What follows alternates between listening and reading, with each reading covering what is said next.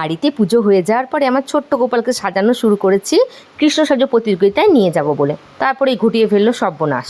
তো তারপরে আমি আর কপালে আঁকার রিস্কটা নিয়ে নিই, ধুতিটা পরিয়ে চলে এসেছিলাম কম্পিটিশনের স্থানে।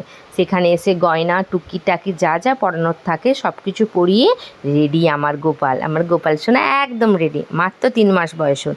তো ওর বাবা একটুখানি ঝুড়িটা তৈরি করে দিচ্ছে, আমরা ঝুড়িতে ওকে শুইয়েছিলাম। তো ওখানটা এইভাবে ডেকোরেশন করা হয়েছিল। আর আমার ছোট্ট গোপাল তো আমার কোলে ঘুমিয়েই পড়েছে।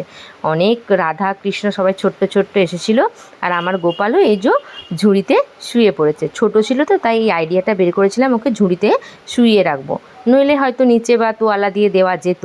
তো এটা পরের দিনের একটা ভিডিও, দুটো ভিডিওই আমি একসাথে করে দিয়েছি। এটা ছিল আরেকটা কম্পিটিশান। এই যে ওখানে গিয়েও চুপচাপ শুয়েছিল, কোনো কান্নাকাটি কিচ্ছু করেনি।